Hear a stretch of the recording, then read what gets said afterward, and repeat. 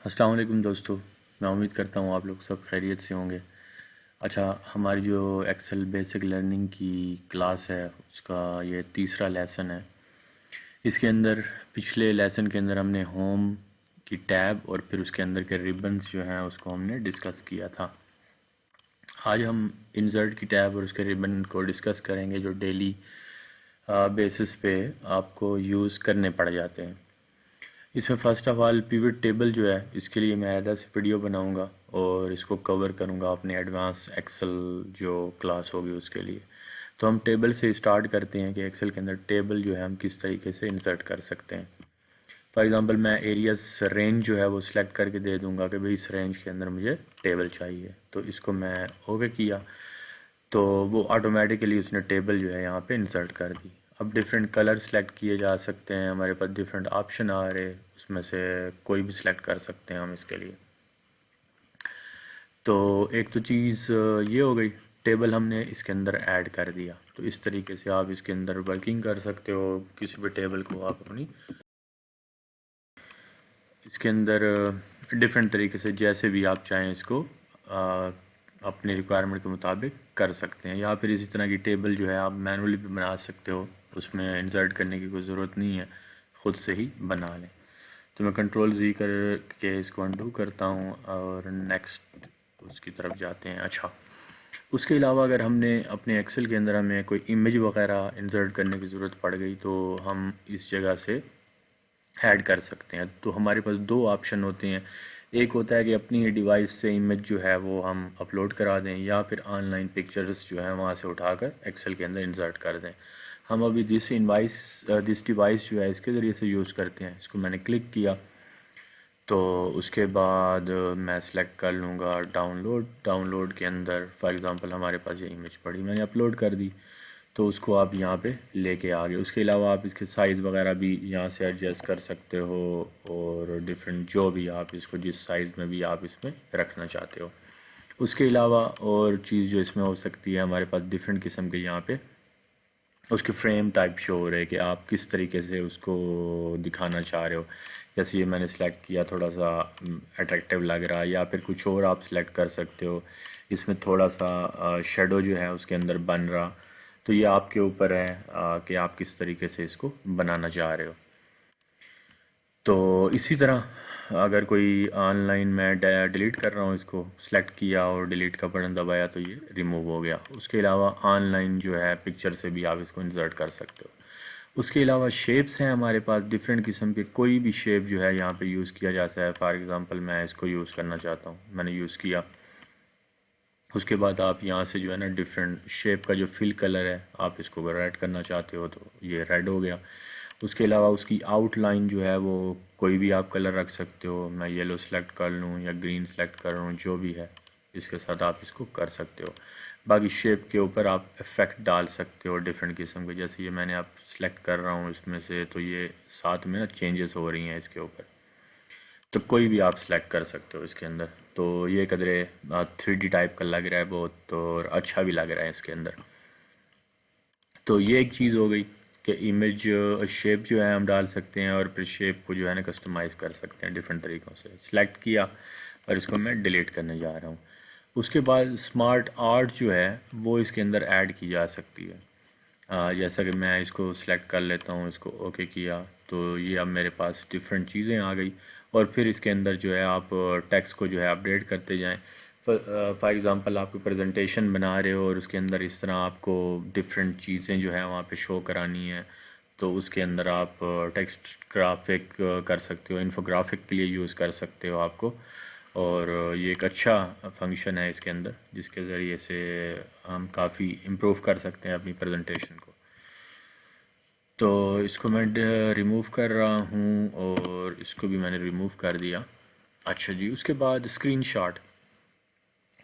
Shot जो है हमारे पास ये वैसे ही है जैसे कोई उसके एक्सटेंशंस हैं क्रोम की जो हम यूज़ करते हैं स्क्रीन शॉट लेकर किसी चीज़ का। तो इसी तरह एक्सेल के अंदर भी बिल्ट इन है उसका स्क्रीन शॉट का कि आप इसको सिलेक्ट करें और आप कोई स्क्रीन शॉट लें, तो जैसे ही आप उसको स्क्रीन शॉट को लोगे तो ऑटोमेटिकली यहाँ पे इंसर्ट हो जाता है। उसके बाद हमारे पास ये गेट एड इन्स हैं। अगर आपने कोई ऐड इन करना है अपने एक्सेल के अंदर, मैंने इसमें से एक सिलेक्ट किया हुआ था विकीपीडिया को, इसको मैंने यहाँ पे ऐड कर दिया था। तो वहाँ से आप कोई इन्फॉर्मेशन ले सकते हो, जैसे माई ऐड इन है, इसके अंदर जो है ना, ये अब मैं अगर क्लिक करता हूँ इसके ऊपर, सी आल पे क्लिक कर देता हूँ, तो ये जैसे यहाँ से मेरे पास सिलेक्ट है, इसको मैं ऐड करता हूँ, तो यहाँ पे आप विकीपीडिया मेरे सामने खुल गया। तो यहाँ से मैंने कुछ भी सर्च किया, जैसे मैं अगर पाकिस्तान की सर्च कराता हूँ, मैंने एंटर किया इसको, तो ये बेसिकली इस वक्त ऑनलाइन ही है, इसको सर्च कर रहा होगा। इमेज पे क्लिक किया तो कुछ भी, जैसे अब ये इमेज आई, मैं उठा के इसको मैंने वहाँ से पकड़ा, ड्रैग किया और यहाँ पे लेके आ गया, तो हमारे पास यहाँ पे इमेज आ गई। इसी तरह अगर आपने कोई टेक्स्ट वगैरह जो है, आप कोई प्रेजेंटेशन बना रहे हो, कोई चीज़ है, कोई रिसर्च कर रहे हो, और डेटा आप ऑनलाइन उसी वक्त में उठा के और एक्सेल की शीट में लेके आना चाहते हो, ना कि आप ब्राउज़र में जाएं, वहाँ पे उसको सर्च करें, वहाँ से उठा के चीज़ को लेके आएँ, आप एक्सेल के अंदर रहते हुए ही सब कुछ यहाँ पे बैठ के कर सकते हैं। अब मैंने ये सिलेक्शन की हुई, इसको मैंने यहाँ से पकड़ा और यहाँ पे आके ड्रैग कर दिया, ड्रैग एंड ड्रॉप। तो जैसे किया वो सारी की सारी जितनी भी टेक्स्ट था वो सारे का सारा उठ के यहाँ पे आ गया। इसी तरह हमने इमेज भी उठाई, तो ये बहुत सिंपल है। इसी तरह आप अपनी जो रिक्वायरमेंट है, आप ऐड इन आके और इसमें सर्च कर सकते हो, जो भी आप सर्च कर रहे हो, डिफरेंट किस्म की चीज़ें इसके अंदर आ रही, CRM की है, डेटा एनालिटिक्स हैं, डॉक्यूमेंट रिव्यू है, डिफरेंट फाइनेंशियल मैनेजमेंट के मैप्स हैं, और माइक्रोसॉफ्ट 365 सर्टिफाइड प्रोडक्टिविटी। तो डिफरेंट चीज़ें यहाँ से सिलेक्ट की जा सकती हैं। और माई ऐड जो मैं अपने पास सिलेक्ट कर चुका हूँ, जो मैंने ऐड किए हुए हैं, वो सारे यहाँ पे शो हो रहे हैं। तो उसके बाद ये रिकमेंडेड चार्ट्स। तो चार्ट्स जैसे वो आपने अगर कोई प्रेजेंटेशन बनानी, तो वो एक खूबसूरत सा लगता है। अभी कोई डेटा को देख रहा हो तो डेटा के अंदर चीज़ों को देखना इतना अब मज़ा नहीं कर रहा होता। फॉर एग्ज़ाम्पल आपने कोई ग्राफ किसी को दिखाने, सेल्स का ग्राफ आपने चेक कराना, कोई मार्कशीट चेक करानी, इस तरह की डिफरेंट आर्डर्स आपने दिखाने, तो वो चार्ट की शक्ल में दिखाएं तो उसकी प्रेजेंटेशन जो है वो बहुत खूबसूरत सी भी लगती है, और उसको देख के मज़ा भी आता है, और ईज़ी टू अंडरस्टैंड होती है। कोई भी उसको देख कर समझ सकता है कि अच्छा क्या चीज़ ज़्यादा बिक रही, क्या ज़्यादा नहीं बिक रहा। हम यहाँ पे एक सिंपल सी वो बना के देख भी लेते हैं। अच्छा, और उसकी ना यहाँ पे हम सेल्स लिख देते हैं, ठीक है। प्रोडक्ट है हमारे पास फॉर एग्ज़ाम्पल A1, और इसी तरह जो है हम इसको ड्रैग कर लेते हैं, तो ये हमारे पास फॉर एग्ज़ाम्पल डिफरेंट प्रोडक्ट्स हैं। तो एक जो है वो उसकी सेल 100 है। तो अब अगर फॉर एग्ज़ाम्पल मैं यहाँ से इसको कंट्रोल दबा कर ड्रैग करूँगा, तो ये इसके अंदर ऐड करता जाएगा। और अगर हम स्पेसिफिक कुछ और ऐसे इसके अंदर ऐड करना चाह रहे हैं, तो यहाँ से हम कर सकते हैं इज़ इक्वल टू सम, और ये किया और प्लस का साइन यूज़ किया, और बीच में ना मैं 50 ऐड कर देता हूँ। 50 ऐड करके कंट्रोल इंटर, और इसको यहाँ पे 150। अब मैं इसको यहाँ से ऐसे ड्रैग कर दूँगा, तो ऑटोमेटिकली वो जो 50 मैंने इसके अंदर ऐड किया था वो अगली रोज़ के अंदर ऐड होता जा रहा। तो अब इसके ऊपर हम चार्ट को अप्लाई कर देते हैं। हमने सेलेक्ट किया, उसके बाद रिकमेंडेड चार्ट पे क्लिक किया, अब हमारे पास डिफरेंट किस्म के ऑप्शन आ गए। तो इसमें से जो भी आप सेलेक्ट करना चाहें, फॉर एग्ज़ाम्पल हम ये सिलेक्ट कर लेते हैं, मैंने इसको ओके कर दिया। तो अब ये हमारे पास चार्ट आ गया। अब अगर आप देखें तो सबसे ज़्यादा सेल्स की वैल्यू जो है वो A8 की है, तो इजीली अंडरस्टैंड कर लेता है आदमी। A1 जो है उसकी सेल कम चल रही, तो हमें A1 के ऊपर वर्किंग करनी है, जो भी है डिफरेंट। इसी तरह चार्ट में भी आप डिफरेंट डिज़ाइंस वगैरह और जो भी आपको पसंद हो आप इसमें से सिलेक्ट कर सकते हो। मुझे थोड़ा बेहतर लग रहा, मैंने ये सिलेक्ट कर लिया। अच्छा जी, उसके बाद हम इसको रिमूव करते हैं और अगले उसकी तरफ जाते हैं। अच्छा, उसके अलावा हमारे पास इंसर्ट कॉलम बार चार्ट्स हैं। ये भी बिल्कुल सेम वही का वही सीन है, उसमें रिकमेंड कर रहा था, वहाँ से हमने सेलेक्ट किए।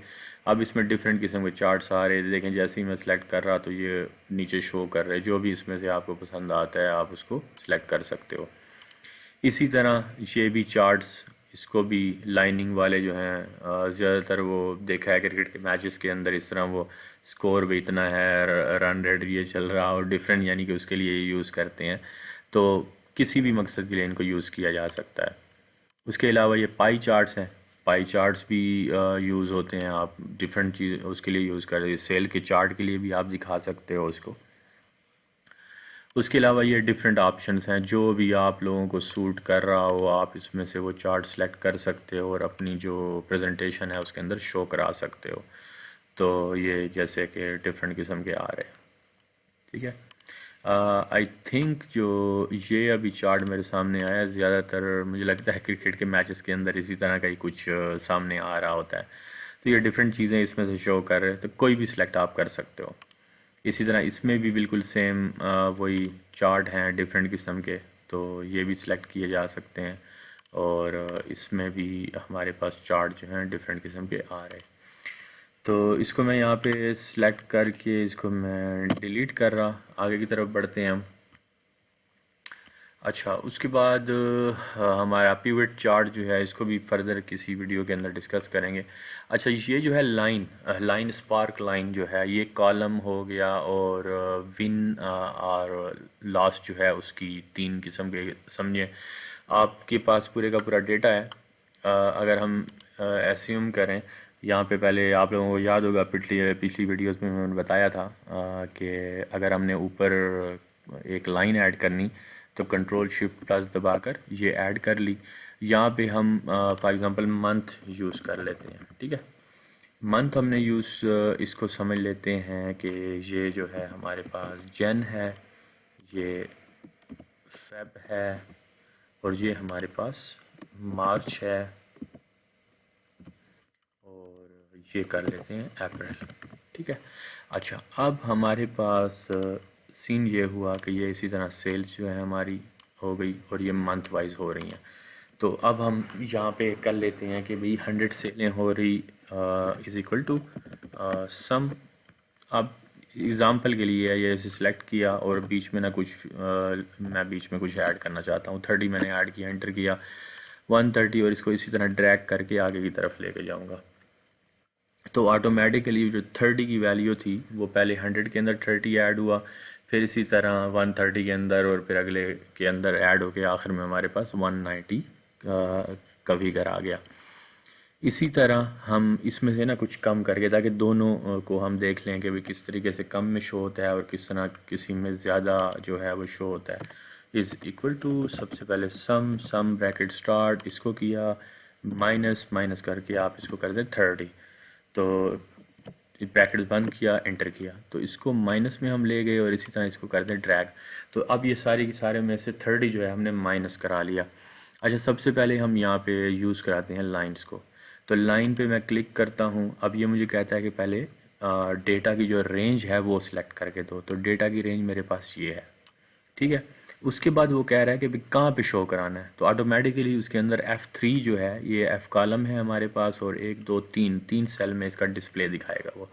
मैंने इसको ओके किया, तो यहाँ पे देखें कि एक लाइन सी उसने बना दी कि आपके पास डेटा है डिफरेंट किस्म का, पूरे मंथ का कंपैरिजन आपने करना है, ईयर का कंपैरिजन करना है। तो इन छोटी सी लाइनों के ज़रिए से आप इजीली देख सकते हो अपनी सेल्स की इम्प्रूवमेंट, मार्केटिंग की, या जिस किस्म की भी आप ऑर्डर्स को देख सकते हो, इन्वेंट्री के लेवल्स को देखना चाहते हो, इन लाइंस के ज़रिए से आप उनको इजीली मैनेज कर सकते हो। अब जैसे अगर फॉर एग्ज़ाम्पल मैं यहाँ पे आके करता हूँ 100, ठीक है, तो यहाँ पे देखें फ़ौरन डिप उसके अंदर आ गया। अब इस लाइन को देखते ही पता चलता है कि भाई इस वक्त जो हमारी सेल है वो डाउन की तरफ जा रही है। और यहाँ पे अगर मैं आपके इसको वापस आके 500 करता हूँ, तो ये देखें कि उसने पहले 100 पे थी, 130 160, और फिर उसने जंप किया सीधा सीधा 500 पे। तो इसी तरह ये जो स्पार्क लाइन है वो ऐड करके आप अपनी पूरे के पूरे डेटे को बड़ा इजी टू अंडरस्टैंड कर सकते हो, देखते ही किसी को पता चल जाए कि भाई क्या चल रहा है इस वक्त में। अच्छा, उसके बाद ये कॉलम में भी इसी तरह हमने ये इसको सेलेक्ट करा लिया, और F4 के अंदर जो है इसका डेटा रिफ्लेक्ट होगा। यहाँ पे आप देखें ये देखते ही आप अगर भूल ही जाएं कि भाई ये पीछे BCDE के अंदर के डेटा क्या है, लेकिन देखते ही पता चल रहा कि सबसे ज़्यादा सेल जो है वो जन के अंदर है, फिर उसके बाद फेब के अंदर, फिर उसके बाद मार्च, और फिर अप्रैल के अंदर। तो ये एक चीज़ जिसके ज़रिए से इजीली जो है इसको मैनेज किया जा सकता है। अच्छा, उसके अलावा हम यहाँ पे भी कुछ भी अमाउंट जो है हम ऐड कर देते हैं, लेकिन इसमें अब विन एंड लॉस वाला जो है विन और लॉस, तो इसके अंदर एक डिफरेंट चीज़ है कि माइनस की वैल्यू को जो है वो हमें बताएगा कि कौन सा माइनस में गया है और कौन से प्लस जा रहे हैं। जैसे अगर मैं यहाँ पे लिख दूँ -100 -100 और फिर उसके बाद मैंने यहाँ पे लिख दिया 500 और फिर मैंने लास्ट में यहाँ पे ना -450 कर दिया। ठीक है, अब यहाँ पे हम ये वाला यूज़ करेंगे विन और लॉस। इसी तरह हमने ये सिलेक्ट कराया, इसको सिलेक्ट कराने के बाद जो हमारा जहाँ पे ये लोकेशन रेंज जहाँ पे ये शो करेगा, स्पार्क लाइन को प्लेस्ड करेगा, वो है हमारा F और 5 के अंदर। इसको मैंने ओके किया तो यहाँ पे आप देखें, देखते ही पता चल रहा कि सबसे ज़्यादा जो सेल है वो जैन के अंदर है, फिर सी के अंदर यानी फेब के अंदर हमारा जो है वो नुकसान है, मार्च में फिर हमारी सेल अप है और अप्रैल के अंदर फिर डाउन है। तो ये बहुत इजी तरीके से और एक खूबसूरत प्रेजेंटेशन जो है आप बना सकते हो एक्सेल के अंदर इन चीज़ों को यूज़ करके। अच्छा, उसके अलावा ये कुछ चीज़ें ऐसी हैं जिनको हम दूसरी वीडियोस जब मैं बनाऊंगा फर्दर एडवांस लेवल पे तो इनको उसके अंदर डिस्कस करेंगे। अब ये बेसिक लेवल जो आम रूटीन में डेली बेसिस पे हम यूज़ करते हैं। जब टेक्स्ट के उस पे आ जाते हैं हम रिबन पे, इसमें एक तो टेक्स्ट बॉक्स, अगर फॉर एग्जांपल आपने किसी भी एरिया के अंदर टेक्स्ट बॉक्स ऐड करना है तो यहाँ से इसको ड्रैग किया ऐसे, तो यहाँ पे आप ऐड कर सकते हो। इसको उसी तरह आप फॉर्मेटिंग कर सकते हो, कलर की भी, साइज़ की भी, सब कुछ इसके अंदर हो सकता है। किसी भी जगह पर आप इसको आके प्लेस कर सकते हो टेक्स्ट बॉक्स को। उसके अलावा header and footer, header and footer जो है आप यूज़ कर सकते हो। आपने पेज नंबरिंग डालनी है, आपने कोई ख़ास ऊपर हेडर यूज़ करना है पेज के और फुटर यूज़ करना है, जो प्रिंट आउट के अंदर भी उसके अंदर शो होगा, हेडर एंड फुटर सब कुछ उसके अंदर आएगा। उसके बाद आर्ट लाइन, अगर आपने कोई आर्ट वगैरह इसके अंदर यूज़ करनी तो यहाँ पे जो है इसी को रहने देते हैं, हमारे पास है तो इसके अंदर डिफरेंट किस्म के यहाँ पे देखें अगर तो वो रैश इसको शेप को फिल भी कर सकते हैं, उसकी आउटलाइन लाइन को भी चेंज किया जा सकता है। उसके अलावा आप इसको मूव भी कर सकते हो यहाँ से जिस तरफ भी आप इसको लेके जाना चाहें टेक्स्ट को।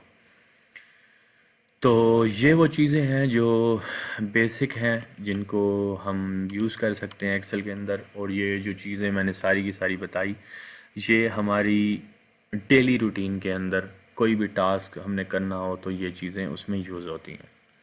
मैं उम्मीद करता हूँ आपको इस वीडियो से काफ़ी इन्फॉर्मेशन जो है मिली होगी, और अगर आप लोग इसी तरह की वीडियोस वगैरह देखना चाहते हैं और आप एक्सेल के लर्नर हैं और सीख रहे हैं और सीखना चाहते हैं तो आप मेरे चैनल को सब्सक्राइब करें और वीडियो को लाइक भी कर दीजिएगा अगर आपको पसंद आई। नहीं आई तो फिर भी कर दीजिएगा, तो और शेयर भी करिएगा अपनी फ्रेंड एंड फैमिली के अंदर, और इंशाल्लाह अगले उसके अंदर लेसन के अंदर मिलते हैं। अल्लाह हाफ़िज़।